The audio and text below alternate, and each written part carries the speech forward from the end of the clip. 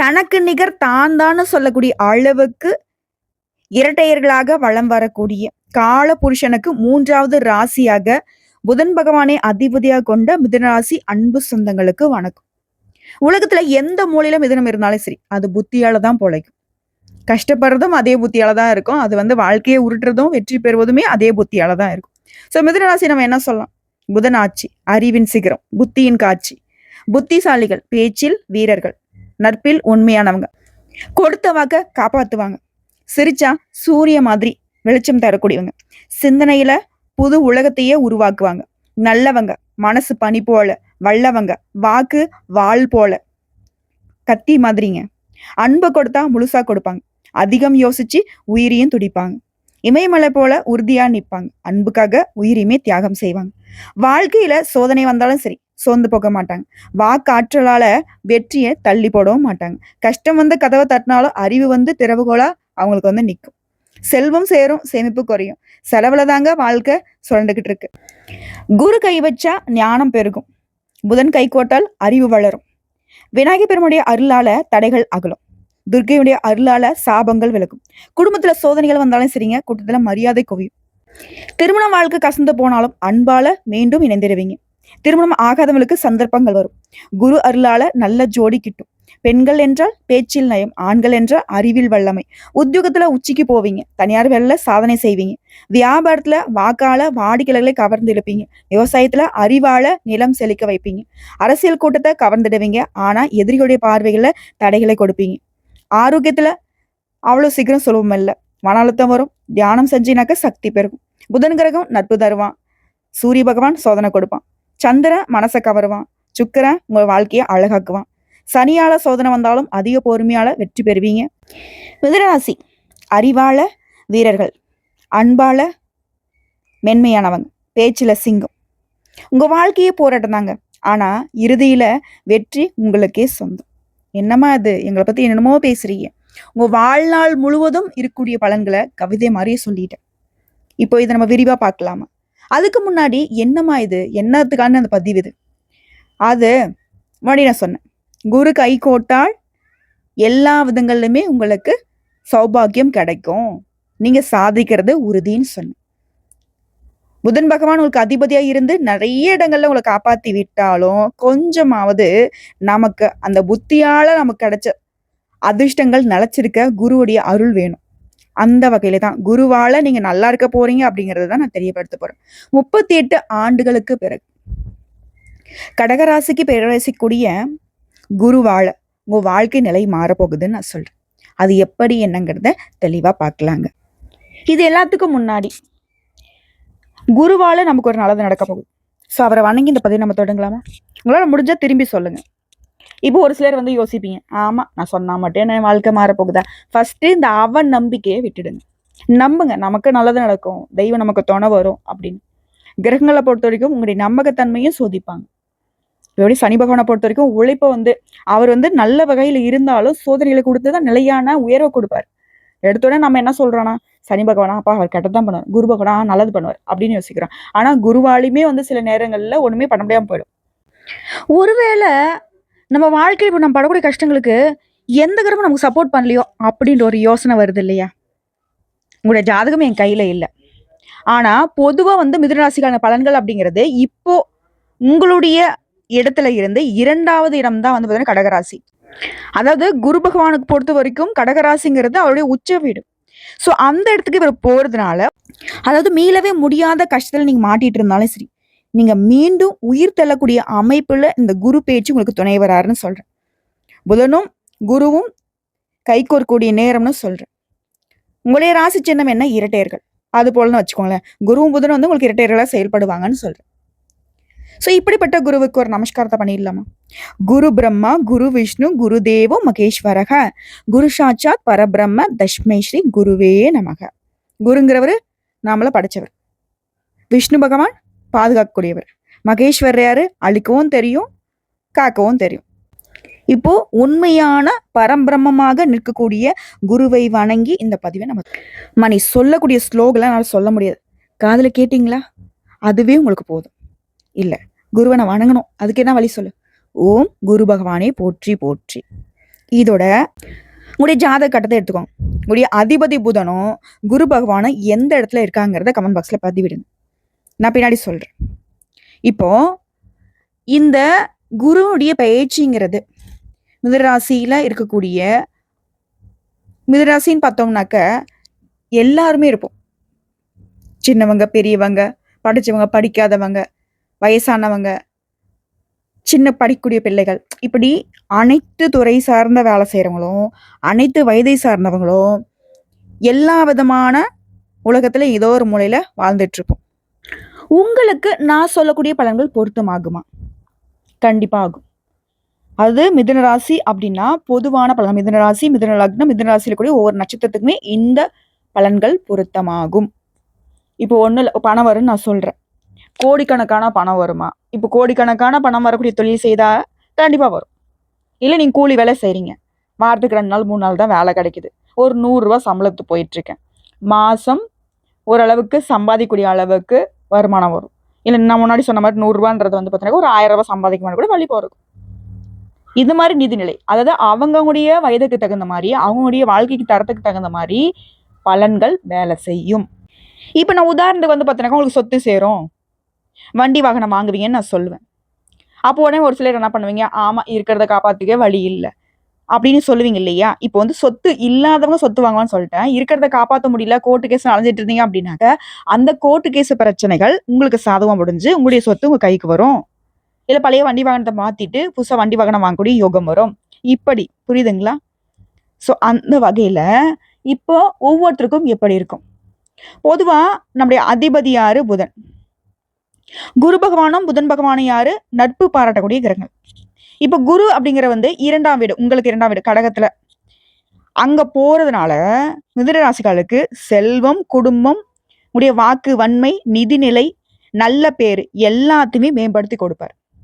So மிதுன ராசிகளை பொறுத்த வரைக்கும் அடுத்த 1 வருஷத்துக்கு மிகப்பெரிய முன்னேற்றம் தரக்கூடிய காலம் தொடங்க போகுது. முதல்ல குடும்பம். குடும்பம் நல்லா இருந்தால் போதும். அந்த மனுஷ மக்கள் வந்து பார்த்தீங்கன்னா ரொம்ப சிறப்பாக இருப்பாங்க. குடும்பம் சப்போர்ட் இருந்துட்டா போதும். எங்க பிரச்சனை இருந்தாலும் சரி, வீட்டுக்கு வந்தால் ஒரு நிம்மதி இருந்தால் போதும். அப்பா பரவாயில்ல, அம்மாவோ இல்லை கூட பிறந்தவங்களோ யாரோ ஒருத்தங்க, இல்லை நம்மளுடைய பிள்ளைகளோ இல்லை கட்டிக்கிட்டவங்களோ வாழ்க்கைன்னு ஏதாவது ஒரு வகையில் நமக்கு சப்போர்ட்டிவாக ஒரு வார்த்தை பேசிட்டா போதும், அழப்போட பார்த்துக்கலாம் அப்படிங்கிற மாதிரி ஏதாவது ஒரு விஷயத்தில் நம்ம வந்து முன்னேறி போவோம். ஸோ அந்த மாதிரி குடும்ப வாழ்க்கையை பொறுத்த வரைக்கும் அமைதி அதிகமாகும். குடும்பத்தில் ஏதாவது சண்டை சச்சரவு பிரச்சனை ஏதாவது இருந்தால் கூட இருந்த இடம் தெரியாமல் போயிடும். பழைய சண்டை முரண்பாடுகள் குறையும். குடும்பத்தில் புதிய சேர்க்கைகள், திருமணத்து மூலயமா உறவு வரும், குழந்தைகளுடைய பிறப்பு மூலயமா உடைய குடும்ப வாழ்க்கை மேம்படும் அப்படிங்கிறத சொல்லிக்கிறேன். இது திருமண வாழ்க்கையை பார்த்தோம்னாக்க திருமணம் ஆகாதவங்களுக்கு நல்ல ஜாதகத்தோட கல்யாணம் நடக்கும். நீங்க விருப்பப்பட்ட மாதிரியே நீங்க எதிர்பார்த்தபடியே வாழ்க்கை துணை அமையும். இது ஆண்களுக்கும் பொருந்தும், பெண்களுக்கும் பொருந்தும். இது ஆண்களுக்கு சொல்றியா, பெண்களுக்கு சொல்றியாமா? சரிம்மா, நாங்கள் வந்து திருமணம் ஆகி டிவோர்ஸ் ஆகிட்டோம், எங்களுக்கு மறுமணத்துக்கு வாய்ப்பு இருக்கா? சத்தியமா வாய்ப்பு இருக்கு. குரு அப்படின்னாவே குழந்தைகள், திருமணம், இந்த மாதிரி அதாவது சகல விதமான சௌபாக்கியங்களுக்கும் உரிதான கிரகம் தான் இவர். ஸோ இவரால எல்லாமே நல்லதாக நடக்கும். திருமணம் ஆனவங்களுக்கு பரஸ்பர புரிதல் அதிகமாகும். சாதாரண சண்டை சச்சரவு ஏதாவது இருந்துச்சுன்னா கூட இப்போ முழுவதுமா ஏதாவது ஒரு நெருக்கடி வந்திருக்கும், அந்த நேரத்தில் வந்து உங்களுடைய வாழ்க்கை தானே உங்களுக்கு நிற்பாங்க. எப்படி நீங்கள் அப்படி பேசலாம் செய்யலாம். அப்போ வந்து ஒரு பார்த்தீங்கன்னாக்கா ஒரு புரிதல் வந்துடும். சே இவ்வளோ புரிஞ்சு வச்சிருக்காங்க, நம்ம தெரியாமல் இத்தனை நாளாக வந்து பார்த்தீங்கன்னாக்கா சண்டை போட்டோம். அந்த மாதிரி சந்தர்ப்பங்கள், சூழ்நிலைகள் கணவன் மனைவி உறவை மேம்படுத்தும். சின்ன சின்ன சண்டைகள் வந்தாலும் சரி, குரு பகவானுடைய கருணையினால அது ஈஸியாக மறைஞ்சு போயிடும். இப்போ குறிப்பாக நான் பெண்களுக்கு சொல்லட்டுமா?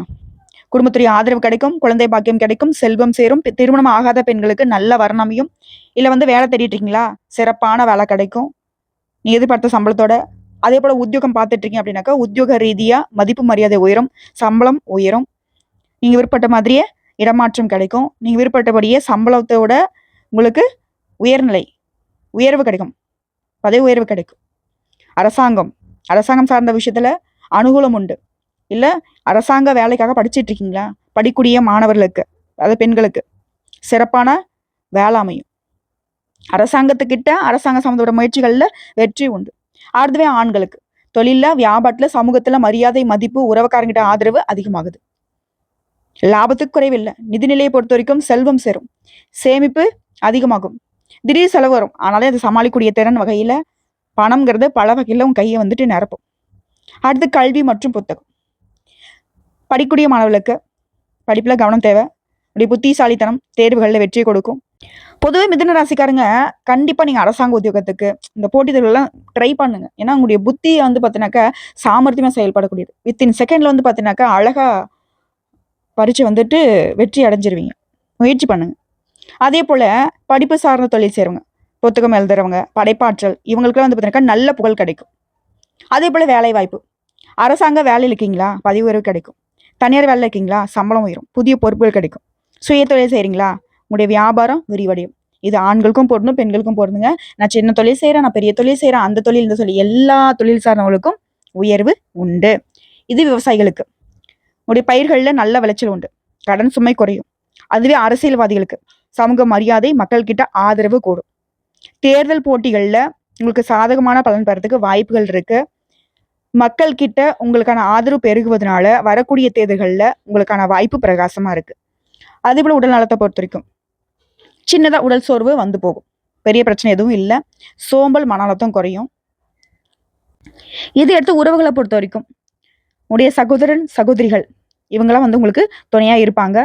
உறவுகள்கிட்ட சுயநலமா நடக்கிறவங்க கிட்ட மட்டும் கவனமா இருங்க. உங்களுக்கு தெரியும் இவங்க வந்து பார்த்தீங்கன்னா எப்போதாலும் தன்னுடைய வளர்ச்சிக்காக மட்டும் பாடு வைப்பாங்க. தான் கிட்ட வந்தால் நம்மக்கிட்ட எல்லாத்தையும் புடுங்கிட்டு போகிறதுக்கும் எப்போ பார்த்தாலும் ஏதாவது ஒன்று வந்து நம்மக்கிட்ட ஆதாயத்துக்காக தேடி வராங்க. அந்த மாதிரி உறவுகள்கிட்ட கவனமா இருக்கணும். இப்போ இது வரைக்கும் பார்த்த பலன்கள் எல்லாமே குருவால உங்க வாழ்க்கையில மாற்றம் வருது சொல்லிட்டேன். இப்போ குரு உங்களுக்கு கொடுக்குறப்போ புதன் பகவான் என்ன பண்றாரு? புதன் பகவானும் உங்களுக்கு உயர்வை கொடுக்க ரெடியா நிக்கிறார். புதன் பகவான் வந்து பார்த்தீங்கன்னாக்கா புத்தி, விவேகம், கற்றல் இதுக்கெல்லாம் அதிபதியா வந்து நிற்கிறாரா. ஜோதிடத்தை பொறுத்த வரைக்கும் புதன் பகவான் வந்து கன்னி ராசியில உச்சமாக்கக்கூடியவர். புதன் வந்து சுபகரோட சேர்ந்து இருந்துச்சுன்னா அறிவும் செல்வமும் கல்வியும் தருவாரு. அது வந்து பாவகரோட சேர்ந்து இருந்தா மன அழுத்தம், கவலை, குழப்பம்லாம் வரும். ஒருவேளை மிதுன ராசிக்காரங்க இப்ப நான் சொன்ன இந்த மன அழுத்தத்துல இருக்கிறது, கவலைப்படுறது, குழப்பத்திலேயே இருக்கிறீங்க அப்படின்னா உடைய புதன் படம் உங்களுடைய அதிபதி வந்துட்டு வலுவா இல்லைங்கிறது தான் அர்த்தம். இப்போ இந்த புதனும் குருவும் உறவுங்கிறது மென்மையான உறவு. இப்ப குருவாலையும் புதனாலையும் அறிவு, ஞானம் ரெண்டும் சேர்ந்து உங்களுக்கு மிகப்பெரிய வெற்றியை தரப்போகுது. குரு வந்து உங்களுக்கு ஆன்மீகத்தை உயர்த்தி வைக்கிறாரு. புதன் வந்துட்டு உடைய ஆன்மீக உணர்வை உலக வாழ்க்கையில வெற்றியை பெற வைக்கிறாரு. குரு புதன் சந்தானம் அப்படின்னு சொல்லுவோம் நாங்க வந்து ஜாதகத்துல. புத்திசாலி, நல்லொழுக்கம், கல்வி, மரியாதை, செல்வம் எல்லாத்தையுமே நீங்க பெற போறீங்க. பொதுவா மிதுன ராசிக்காரங்க அறிவாளிங்க, புத்திசாலிங்க, பேச்சாலவே எல்லாரையும் கவரக்கூடியவங்க. புதன் பகவான் என்னத்துக்கு? கல்விக்கு, வாணிகத்துக்கு, விவேகத்துக்கு, சிறந்த வாழ்க்கை முறைக்கு. ஸோ குரு புதனுடைய உறவுங்கிறது உங்க வாழ்க்கையில உயர்வை கொடுக்க போகுதுன்னு சொன்னா அதை சார்ந்து சில விஷயங்கள் உங்களுக்கு மாற்றம் வரும்னு சொல்றேன். கல்வியில சிறந்த வெற்றி, பேச்சு திறனால அபரிவிதமான வளர்ச்சி பார்க்க போறீங்க. வியாபாரத்துல வளர்ச்சி, சமுதாயத்துல மதிப்பு, மரியாதை. இப்ப எல்லாத்துக்கும் மேல ஓகே புதன் பகவானும் நல்லது பண்ண போறாரு, குரு பகவானும் நல்லது பண்ண போறாரு. நிஜமா இவங்க 2 பேரும் தரக்கூடிய வாய்ப்புகள் எனக்கு பலிக்குமா? நானா பார்த்தீங்கன்னாக்க எல்லாவற்றிலும் கரெக்டாக தான் இருக்கேன். ஆனா ஏன் எனக்கு வந்து கஷ்டம் வருது? வாழ்நாள் முழுவதும் ஏன் எனக்கு கஷ்டம் வருது? அப்படின்னா, சத்தியமா சொல்றேன், கரெக்ட்டா இருக்கீங்கன்னு உங்களுக்கு தோணுனாலும் ஒரு சில விஷயங்களை மாத்தி தான் ஆகணும். அது எந்த மாதிரி? நாம ஏன் கஷ்டப்படுறோங்கிறத ஃபர்ஸ்ட் புரிஞ்சுக்கணும். நிலைத்தன்மை இன்மை. ஒரு ஸ்டேபிள் கிடையாது நீங்க. புதன் ஆட்சி செய்ற ராசிங்கிறனாலயும் அறிவு அதிகம் தான். ஆனா அந்த அறிவு வந்து ஒரே பாதையில நீங்க பயன்படுத்தவே மாட்டீங்க. அடிக்கடி மனசு மாறிக்கிட்டே இருக்குது. நிறைய விஷயங்கள் வந்து அது பல விஷயங்கள்ல குதிக்கிறது. ஒரு விஷயத்த முடிக்காமலேயே இன்னொரு விஷயத்துக்கு போறது. இதனால நல்ல வாய்ப்புகள் கூட கைவிட்டு போயிடும். இது உண்மை நினைச்சா கமெண்ட் பாக்ஸ்ல பதிவிடுங்க. அதே போல ஓவர் திங்கிங், அதிக சிந்தனை. ஒவ்வொரு விஷயத்தையுமே அதிகமா யோசிக்கிறது. கரெக்டு தான். ஒரு விஷயம்னு பார்த்தனாக்க செய்யறதுக்கு முன்னாடி பல டைம் யோசிக்கலாம். அதுக்குன்னு யோசிச்சுட்டே இருந்தாக்க அதுக்கான வாய்ப்பை நம்ம கையை விட்டு போயிடும். அதுக்கான நேரம் முடிஞ்சு போயிடும். யாராச்சும் சொன்னா அதே மாதிரி உடனே நம்புறது.